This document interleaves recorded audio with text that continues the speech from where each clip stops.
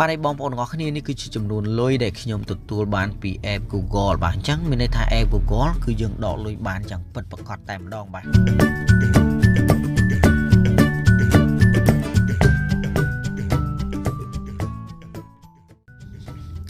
បាទសួស្តីបងប្អូនទាំងអស់គ្នាហើយក៏សូមស្វាគមន៍ដែរបាទសម្រាប់ការចូលមកកាន់ Channel របស់ខ្ញុំសាជាថ្មីបាទហើយសម្រាប់វីដេអូមួយនេះខ្ញុំនឹងធ្វើការបង្ហាញទៅកាន់បងប្អូនទាំងអស់គ្នាពីរបៀបនៃការដកលុយបាទចេញពី App របស់បរទេសមួយបាទដែលមានឈ្មោះថា GoGoal បាទបងប្អូនទាំងអស់គ្នាប្រហែលជាបានឃើញហើយបាទចំនួនទឹកប្រាក់ដែលខ្ញុំមានហ្នឹងគឺ$17.22 សេនហើយរូបនេះគឺជារូបដែលខ្ញុំធ្វើការ screenshot តែប៉ុណ្ណោះហើយខ្ញុំក៏បានធ្វើការដកលុយជាមួយនឹង App មួយនេះទទួលបានជោគជ័យដែរហើយណាឥឡូវខ្ញុំនឹងធ្វើការបង្ហាញនៅចំនួនទឹកលុយទៅកាន់បងប្អូនទាំងអស់គ្នាបន្តិចសិនបាទនេះបងប្អូនទាំងអស់គ្នានេះគឺជាចំនួនលុយដែលខ្ញុំទទួលបានពី App GoGoal មួយនេះណាបាទគឺខ្ញុំទទួលបាន$9បាទចុច50សេនណាគឺខ្ញុំបានធ្វើការដកចំនួន$10ប៉ុន្តែគេកាត់ថ្លៃសេវា50សេនអញ្ចឹងហើយយើងទទួលបានតែ$9.50សេនតែប៉ុណ្ណោះហើយដែលខាង App GoGoal នេះបានផ្ញើសារមកយើងណាគេឲ្យយើងធ្វើការ check ទៅលើ email ឬក៏ PayPal របស់យើងបាទដោយសារតែការដកលុយរបស់យើងហ្នឹងគឺទទួលបានជោគជ័យបាទគឺ complete ហើយណាអញ្ចឹងហើយចំនួនទឹកប្រាក់នេះគឺខ្ញុំទទួលបានតែ$9.50សេនតែប៉ុណ្ណោះបាទហើយខ្ញុំក៏សូមបញ្ជាក់ទៅកាន់បងប្អូនទាំងអស់គ្នាដែលចង់ធ្វើការលេងជាមួយនឹង App មួយនេះដែរបើសិនជាបងប្អូនទាំងអស់គ្នាចង់ធ្វើការចុះឈ្មោះរកលុយជាមួយនឹង App មួយនេះបងប្អូនទាំងអស់គ្នាគួរតែធ្វើការចុះឈ្មោះជាមួយនឹង email ដែលបានបង្កើត PayPal ទទួលបានជោគជ័យណាដើម្បីធ្វើការដកលុយបានលុះត្រាតែបងប្អូនទាំងអស់គ្នានឹងបង្កើត PayPal ឲ្យរួចជាស្រេចសិនបន្ទាប់មកចាំធ្វើការចុះឈ្មោះរកលុយជាមួយនឹង App មួយនេះសម្រាប់ការដកលុយគឺយើងធ្វើការដកលុយចេញពីបាទ App មួយនេះចូល PayPal របស់យើងតែម្ដងណាបាទឥឡូវបងប្អូនទាំងអស់គ្នាមុននឹងធ្វើការបង្ហាញទៅកាន់បងប្អូនទាំងអស់គ្នាពីរបៀបនៃការដកលុយជាមួយនឹង App GoGoal មួយនេះខ្ញុំនឹងធ្វើការបង្ហាញទៅកាន់បងប្អូនទាំងអស់គ្នាពីរបៀបនៃការចុះឈ្មោះបន្ថែមទៀតសិនដោយសារតែបងប្អូនខ្លះថ្មីគឺគាត់បាទមិនទាន់បានចេះធ្វើការចុះឈ្មោះទេប៉ុន្តែគាត់ក៏ចង់រកលុយជាមួយនឹង App មួយណាដែលអាចដកលុយបានពិតប្រាកដដែរបងប្អូនទាំងអស់គ្នាខ្ញុំសូមបញ្ជាក់នៅត្រង់ចំណុចនេះសិនសម្រាប់បងប្អូនដែលធ្វើការចុះឈ្មោះគឺបងប្អូនទាំងអស់គ្នាត្រូវធ្វើការសន្សំនៅកាក់អញ្ចឹងហើយកន្លែងនេះគឺជាលេខកូដអ្នកណែនាំណានៅពេលដែលបងប្អូនទាំងអស់គ្នាធ្វើការចុះឈ្មោះទទួលបានជោគជ័យហើយគឺយើងត្រូវចូលមកកន្លែង profile របស់យើងហ្នឹងចុចនៅលើពាក្យថា invite code បាទកន្លែងនេះហ្នឹងគឺនៅពេលដែលយើងដាក់លេខកូដអ្នកណែនាំគឺយើងទទួលបាន2000កាក់ទៀតអញ្ចឹងនៅពេលដែលបងប្អូនទាំងអស់គ្នាធ្វើការចុះឈ្មោះទទួលបានជោគជ័យដោយធ្វើការចុចនៅលើ link បាទអ្នកណែនាំនិងធ្វើការដាក់លេខកូដអ្នកណែនាំនេះគឺបងប្អូនទាំងអស់គ្នាសរុបមកគឺទទួលបាន$2ភ្លាមតែម្ដងក្នុងពេលដែលចុះឈ្មោះដំបូងតោះឥឡូវមុននឹងធ្វើការបង្ហាញពីរបៀបនៃការចុះឈ្មោះនិងរបៀបនៃការដកលុយបាទសូមបងប្អូនដែលថ្មីដែលមិនទាន់បាន subscribe ទៅលើ channel របស់ខ្ញុំទេបាទសូមបងប្អូនទាំងអស់គ្នាជួយចុចនៅប៊ូតុង subscribe ម្នាក់មួយផងបាទបន្តមកចុចនៅលើរូបសញ្ញាកណ្ដឹងបាទដើម្បីទទួលបាននៅវីដេអូថ្មីពាក់ព័ន្ធទៅលើកលឹះនៃចំណេះដឹងឬក៏ពាក់ព័ន្ធទៅលើការរកលុយផ្សេងជាច្រើនទៀតបាទដែលមានដូចជា website ឬក៏ app ដែលខ្ញុំបានធ្វើការបង្ហាញនៅក្នុង channel មួយនេះតោះឥឡូវកុំឲ្យខាតពេលយូរសម្រាប់បងប្អូនដែលកំពុងតែតាមដានទស្សនាវីដេអូរបស់ខ្ញុំអាចចូលទៅខាងក្រោមវីដេអូរបស់ខ្ញុំទាំងអស់គ្នាដើម្បីចុចនៅលើ link បាទសម្រាប់បងប្អូនដែលចង់ធ្វើការចុះឈ្មោះទទួលបានជោគជ័យបងប្អូនទាំងអស់គ្នាអាចមើលនៅខាងក្រោមនេះណាចុចនៅលើព្រួយបាញ់ចុចក្រោមនឹងមកបងប្អូនទាំងអស់គ្នានឹងឃើញ link មួយនៅខាងក្រោមបាទខាងក្រោមនេះណាបាទចុចនៅលើ link ដើម្បីធ្វើការចុះឈ្មោះបងប្អូនទាំងអស់គ្នាចុចនៅលើ link របស់ខ្ញុំនឹងមកបាទនៅពេលដែលបងប្អូនទាំងអស់គ្នាចុចនៅលើ link របស់ខ្ញុំនៅខាងក្រោមវីដេអូនេះហើយណាបងប្អូនទាំងអស់គ្នានឹងចូលមកកាន់ទម្រង់បែបនេះហើយ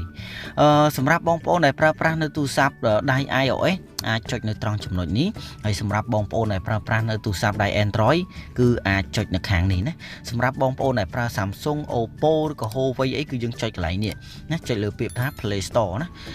iPhone គឺចុចនៅកន្លែង App Store បាទឥឡូវសម្រាប់ Android យើងចុចកន្លែងនេះមកបាទបន្តមកបងប្អូនទាំងអស់គ្នានឹងចូលមកកាន់ទម្រង់បាទនៃការដំឡើង App មួយនេះហើយណាទម្រង់នៃការដំឡើង App មួយនេះអញ្ចឹងបងប្អូនទាំងអស់គ្នាគ្រាន់តែចុចនៅលើពាក្យថាដំឡើងនេះមកឬក៏ download ឬក៏ install មកណាយើងចុចនៅលើនឹងមកបាទនៅពេលដែលបងប្អូនទាំងអស់គ្នាបាទធ្វើការដំឡើងរួចហើយបងប្អូនទាំងអស់គ្នានឹងឃើញទម្រង់បែបនេះអញ្ចឹងបងប្អូនទាំងអស់គ្នាគ្រាន់ តែចុចនៅលើពេលថា open នេះមកណាចុចលើពេល open បាទនៅពេលដែលចុចលើពេល open ហើយយើងនឹងចូលមកកាន់ទម្រង់បែបនេះមួយទៀតនៅកន្លែងនេះគឺគេបញ្ជាក់ថាការចូលរួមក្នុងការលេងជាមួយនឹង app មួយនេះយើងត្រូវមានអាយុបាទចាប់ពី18ឆ្នាំឡើងសម្រាប់អាយុនេះវាមិនជាបញ្ហាទេនៅក្នុងនេះបងប្អូនទាំងអស់គ្នាគ្រាន់តែមាន email PayPal មួយមកគឺជាការស្រេចហើយព្រោះដោយសារតែយើងបង្កើត email PayPal គឺអាយុយើងគឺវាលើសហើយបាទពីអាយុ18ឆ្នាំហ្នឹងអញ្ចឹងវាមិនជាបញ្ហាទេទោះបីបងប្អូនទាំងអស់គ្នាក្រោមអាយុ18ឆ្នាំក៏ដោយវាមិនជាបញ្ហាទេតោះឥឡូវយើងចុចលើពាក្យថា confirm តែម្ដងណានៅពេលដែលបងប្អូនទាំងអស់គ្នាចុចលើពាក្យថា confirm ហើយបងប្អូនទាំងអស់គ្នានឹងចូលមកកាន់ទម្រង់បែបនេះអញ្ចឹងយើងគ្រាន់តែចុចនៅលើនេះមកណាខាងលើហ្នឹងបន្ទាប់មកយើងគ្រាន់តែចុចនៅលើពាក្យថា allow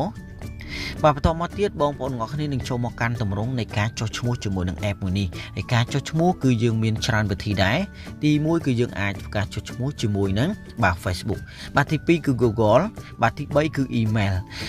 បងប្អូនទាំងអស់គ្នានៅត្រង់ចំណុចនេះណានៅពេលដែលយើងចុះឈ្មោះតាមរយៈ link ហើយបងប្អូនទាំងអស់គ្នានឹងទទួលបាន$1ភ្លាមៗគឺនៅខាងលើនេះណាបន្ទាប់ពីបាន$1ហើយយើងធ្វើការបំពេញនៅចំណុចខ្លះទៀតយើងនឹងទទួលបាន$1ទៀតគ្រប់$2តែម្ដងតោះមួយទៀតគឺតាមលេខទូរស័ព្ទដែរខ្ញុំ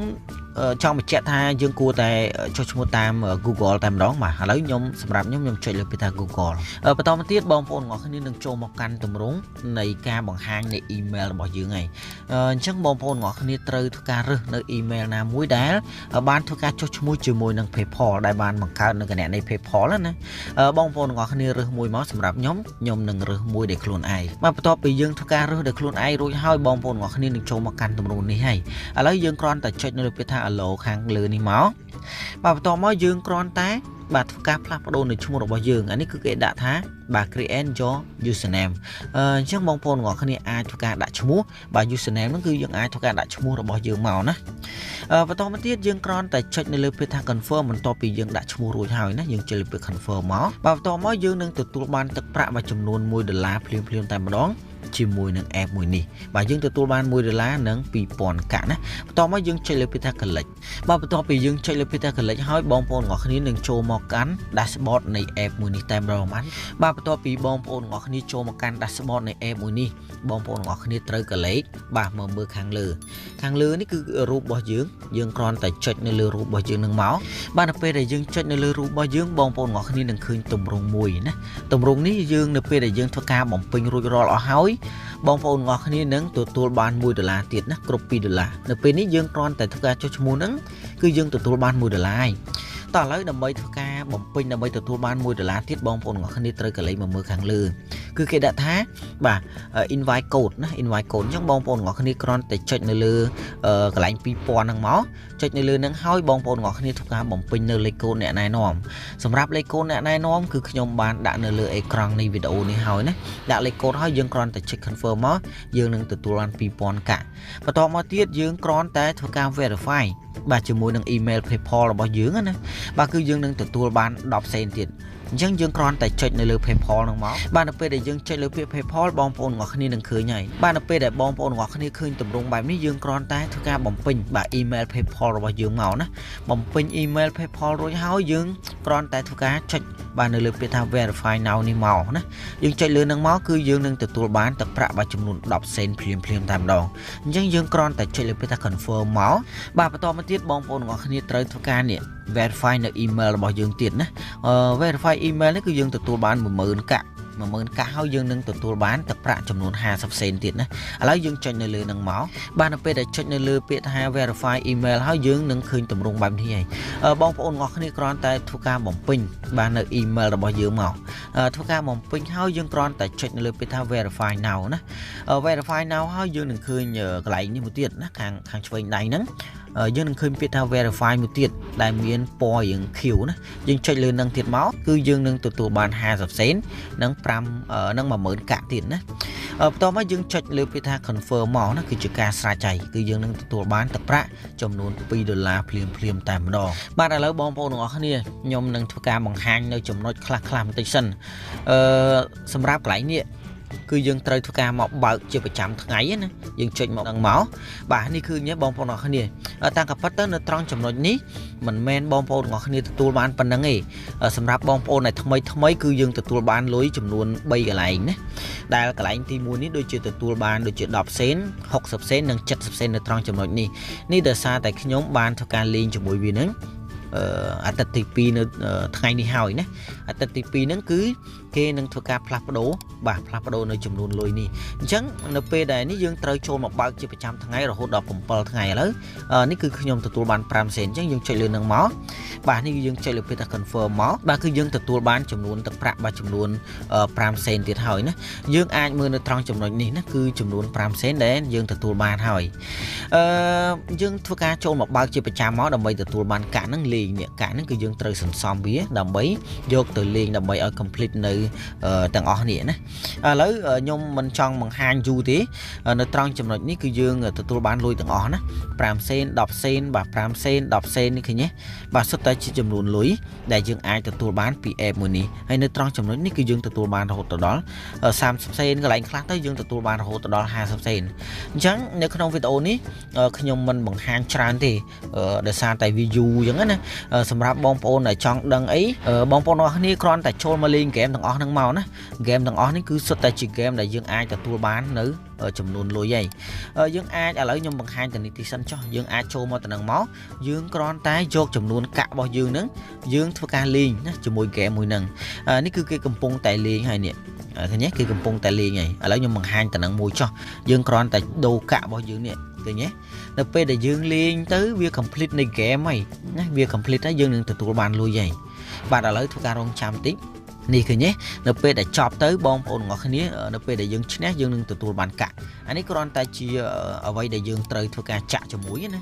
នេះឥឡូវខ្ញុំបង្ហាញតិចទៀតសិនចុះឃើញទេគឺកំពុងចាក់ឥឡូវយើងអាចចាក់មកយើងយកមួយណាឥឡូវបើសិនយើងយកមួយណាយើងចុចមកឃើញទេឥឡូវយើងចូលអានេះឃើញទេនៅពេលដែលយើងចាក់យើងឃើញ2000ហើយនេះដោយសារកាក់ខាងក្រោមនេះបើយើងចង់ចាក់4000នេះយើង 4K ណាយើងចែកហ្នឹងមក 10K យើងចែកនេះ 2K 2000យើងចែកនេះណានៅពេលហើយវានឹងលោតឥឡូវបាទឥឡូវយើងធ្វើការមើលទីសិនទៅអានេះខ្ញុំចាក់រហូតដល់4000ណានេះ2000ឥឡូវយើងរងចាំតិចណាបាទឥឡូវហ្គេមនេះចិត្តបញ្ចប់ហើយចាំមើលបាទឥឡូវអានេះខាងលើនេះគឺខ្ញុំចាញ់មួយហើយបើសារខ្ញុំចាក់នេះ2000ឥឡូវខ្ញុំឈ្នះនេះ4000ឃើញទេកាក់ហ្នឹងគឺលោតឡើងទៅលើហើយអញ្ចឹងយើងលេងអាហ្នឹងទៅបាទដើម្បី complete កន្លែងនេះណានេះឃើញទេនៅពេលដែលយើងលេងហើយយើងទទួលបានកាក់ហ្នឹងនេះបាទឃើញទេយើងទទួលបានកាក់យើងចុចមកឃើញទេយើងនឹងទទួលបានគុណនឹង2ទៀតឥឡូវខ្ញុំមិនលេងឲ្យយូរទេយើងគ្រាន់តែលេងធ្វើយ៉ាងណាយើង complete ទៅលើ game ទាំងអស់ហ្នឹងមកណាដើម្បីទទួលបានលុយនៅត្រង់ចំណុចនេះខ្ញុំបង្ហាញតែប៉ុណ្្នឹងទេហើយកន្លែងនេះគឺយើងមើលប្រចាំម៉ោងយើងចុចអាហ្នឹងមកគឺមានពាណិជ្ជកម្មហើយយើងទទួលប្រចាំម៉ោងណាតែឥឡូវខ្ញុំនឹងបង្ហាញទៅកាន់បងប្អូនទាំងអស់គ្នាពីរបៀបនៃការណែនាំមិត្តភ័ក្តិឥឡូវយើងចុចលើពី invite ខាងនេះណាយើងចុចលើនឹងមកហើយយើងអាចធ្វើការ share link របស់យើងទៅឲ្យមិត្តភ័ក្តិរបស់យើងនឹងធ្វើការចុះឈ្មោះទៅហើយយើងអាចយកលេខកូដរបស់យើងនៅត្រង់ចំណុចនេះឲ្យគេបាទធ្វើការចុះឈ្មោះតាមបងប្អូនទាំងអស់គ្នាសម្រាប់ការរកលុយឬក៏ណែនាំទៅកាន់សមាជិកនេះគឺវាមានសារៈសំខាន់មែនទែនសម្រាប់ app ឬក៏ website ផ្សេងជាមិនផុតទេពីការ invite បើសិនបងប្អូនទាំងអស់គ្នាមិន invite យើងរកលុយបានដែរប៉ុន្តែវាយឺតចឹងណាបងប្អូនទាំងអស់គ្នា social media ឥឡូវវារីកចម្រើនណាស់បាទទាំង Facebook Telegram ឯហ្នឹងយើងអាច join ក្រុម Facebook ឲ្យបានច្រើនឬក៏ក្រុម Telegram ឲ្យបានច្រើនមកយើងណែនាំឲ្យគេហ្នឹងគឺយើងនឹងទទួលបានជោគជ័យឯងតោះឥឡូវខ្ញុំចេញពីទៅហ្នឹងបាទដោយសារនីតិច្រើនណាស់ឥឡូវខ្ញុំបង្ហាញពីរបៀបនៃការដកលុយវិញម្ដងបាទឥឡូវយើងចូលមកកាន់ដកលុយវិញឥឡូវយើងចូលមកកាន់រូបរបស់យើងមកបាទចូលមកកាន់រូបរបស់យើងមកយើងនឹងឃើញចំនួនទឹកលុយរបស់យើងហើយណានឹងឃើញចំនួនទឹកលុយនេះបាទឥឡូវខ្ញុំនឹងបង្ហាញនៅរូបដែលខ្ញុំបាន screenshot វិញបាទឥឡូវយើងនឹងឃើញចំនួនទឹកលុយយើងបាទដើម្បីធ្វើការដកលុយបានយើងគ្រាន់តែចុចនៅចំនួនទឹកលុយរបស់យើងមកណាយើងចុចលើចំនួនទឹកលុយរបស់យើងមកបន្ទាប់មកយើងនឹងចូលមកកាន់ទម្រង់បែបនេះណាយើងចូលមកកាន់ទម្រង់បែបនេះអញ្ចឹងយើងគ្រាន់តែចុចនៅលើពាក្យថា withdraw ណាយើងចុចលើពាក្យថា withdraw មកបាទបន្ទាប់មកទៀតយើងនឹងចូលមកកាន់ទម្រង់នៃការដកលុយតែម្ដងចំនួនដកលុយយើងអាចដកចាប់ពី$10រហូតដល់$500ហើយចំនួន PayPal របស់យើងនេះគណនី PayPal របស់យើងគឺនឹងជាប់នៅត្រង់ចំណុចនេះតែម្ដងអញ្ចឹងបាទខ្ញុំឲ្យបងប្អូនទាំងអស់គ្នាហ្នឹងធ្វើការចុះឈ្មោះជាមួយនឹង email PayPal របស់យើងណាបាទយើងចុចនៅលើហ្នឹងមកបាទចុចលើ$10ហ្នឹងបន្ទាប់មកយើងចុចលើពាក្យថា confirm បាទបន្ទាប់មកយើងនឹងចូលមកកាន់ទម្រង់នេះហើយបងប្អូនទាំងអស់គ្នាគ្រាន់តែចុចនៅលើហ្នឹងមក បាទយើងនឹងចូលមកកាន់តម្រងនៃការបំពេញនៅលេខទូរស័ព្ទដៃណាបាទដើម្បីធ្វើការបំពេញនៅលេខទូរស័ព្ទដៃបានយើងគ្រាន់តែចុចខាងលើនេះណាដើម្បីរើសទីតាំងនៃប្រទេសកម្ពុជារបស់យើងហើយក្បាលនេះគឺសម្គាល់លើតំបន់នៃប្រទេសនីមួយៗយើងចុចកន្លែងខាងលើនេះមកបាទនៅពេលដែលចុចហើយយើងធ្វើការ scroll ពីខាងក្រោមឡើងលើយើងមកមើល Cambodia របស់យើងណា Cambodia ដែលមានក្បាល855ណា Cambodia ដល់ហើយយើងចុច select លើ Cambodia ហ្នឹងមកបន្តមកយើងនឹងឃើញអ្នកក្បាលនៃប្រទេសរបស់យើងហ្នឹងគឺ8+855ហើយឥឡូវបងប្អូនទាំងអស់គ្នាគ្រាន់តែធ្វើការបំពេញនៅលេខទូរស័ព្ទដៃរបស់យើងនៅត្រង់ចំណុចហ្នឹងមកបាទនេះខ្ញុំបានធ្វើការបំពេញនៅលេខទូរស័ព្ទដៃហើយអញ្ចឹងយើងមិនចាំបាច់ធ្វើការដាក់លេខ0ទេណាយើងគ្រាន់តែធ្វើការបំពេញនៅលេខទូរស័ព្ទដៃដោយមិនចាំបាច់ប្រើលេខ0ទេបន្តមកយើងនឹងឃើញពាក្យថា send យើងចុចលើពាក្យថា send ហ្នឹងមកបាទបន្ទាប់ពីយើងចុចនៅលើពាក្យថា send ហើយបងប្អូនទាំងអស់គ្នានឹងឃើញនេះគេដាក់ថា captcha អញ្ចឹងយើងគ្រាន់តែយកតួអក្សរខាងក្រោមនេះមកបំពេញនៅត្រង់ចំណុចនេះណាចុចចំណុចកណ្ដាលហ្នឹងបាទនេះដូចខ្ញុំបានធ្វើការបំពេញអញ្ចឹងបន្ទាប់មកយើងគ្រាន់តែចុចលើពាក្យថា confirm ណាយើងចុចលើពាក្យ confirm មកបាទបន្ទាប់មកបងប្អូនទាំងអស់គ្នានឹងចូលមកកាន់ទម្រង់បែបនេះបាទនេះគឺជា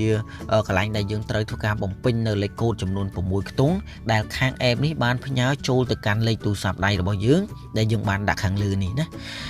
នាទីរបស់វាហ្នឹងគឺមានបាទ120នាទីអញ្ចឹងមានន័យថា2នាទីយើងត្រូវយកលេខកូដហ្នឹងយកមកដាក់នៅត្រង់ចំណុចនេះឲ្យបានអញ្ចឹងយើងត្រូវចូលទៅមើលនៅក្នុងទូរស័ព្ទដៃយើងគឺនៅកន្លែង SMS ណាបាទគឺយើងចូលទៅមើលកន្លែង SMS មកហើយយើងយកលេខកូដហ្នឹងយកមកបំពេញនៅត្រង់ចំណុចហ្នឹងមកបាទដូចខ្ញុំបានធ្វើការបំពេញនេះអញ្ចឹងណាឥឡូវខ្ញុំបានធ្វើការបំពេញលេខកូដចំនួន6ខ្ទង់នេះរួចហើយ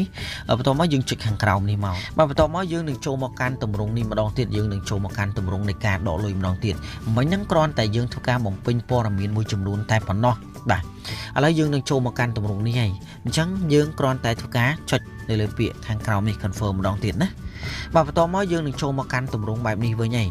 បងប្អូនទាំងគ្នាការដកលុយហ្នឹងគឺយើងទទួលបានតែ$9.50 សេនតែប៉ុណ្ណោះដូចខ្ញុំបានបង្ហាញមិញអញ្ចឹងបាទគឺ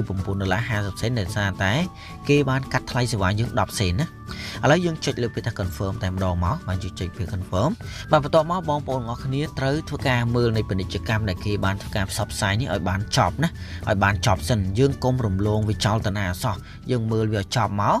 បាទនៅពេលដែលចប់ហើយយើងឃើញសញ្ញាខ្វែងមួយនៅខាងលើឬក៏នៅកន្លែងណាផ្សេងពីហ្នឹងណាយើងគ្រាន់តែចុចលើខ្វែងមកបាទបន្ទាប់មកយើងនឹងទទួលបានជោគជ័យគឺសព្វសេះហើយណាការដកលុយរបស់យើងគឺសព្វសេះហើយយើងគ្រាន់តែចុចលើពាក្យ confirm មកករណីបើសិនជាបងប្អូនទាំងអស់គ្នាមិនមើលពាណិជ្ជកម្មឲ្យចប់ទេគឺវានឹងលោតពាក្យថា fail ណា withdraw fail ណាឥឡូវយើងនៅពេលដែលយើងជោគជ័យយើងគ្រាន់តែចុចលើពាក្យ confirm មកបាទនៅត្រង់ចំណុចនេះគឺគេបញ្ជាក់ថាយើងបានធ្វើការស្នើដកលុយនឹងចំនួន$10ពី app មួយនេះណាបងប្អូនទាំងអស់គ្នាខ្ញុំគ្រាន់តែបញ្ជាក់ទេ app មួយនេះគឺយើងដកលុយបានពិតប្រាកដដូចខ្ញុំបានបង្ហាញទៅកាន់បងប្អូនទាំងអស់គ្នាឥឡូវខ្ញុំនឹងបង្ហាញម្ដងទៀតសិនបាទដូចខ្ញុំបានបញ្ជាក់អញ្ចឹងបាទនេះគឺ$9.50 សេនអញ្ចឹងគឺកាត់ថ្លៃសេវា10 សេនណាគឺយើងដកលុយបានពិតប្រាកដតែម្ដងបាទឥឡូវសម្រាប់វីដេអូមួយនេះខ្ញុំសូមបញ្ចប់ត្រឹមតែប៉ុណ្ណេះយើងជួបគ្នានៅក្នុងវីដេអូក្រោយបន្តទៀតបើសិនជាបងប្អូនទាំងអស់គ្នាមានចម្ងល់ត្រង់ចំណុចណាអាចធ្វើការ comment នៅខាងក្រោមវីដេអូមួយនេះបាទយើងជួបគ្នានៅក្នុងវីដេអូក្រោយបាទ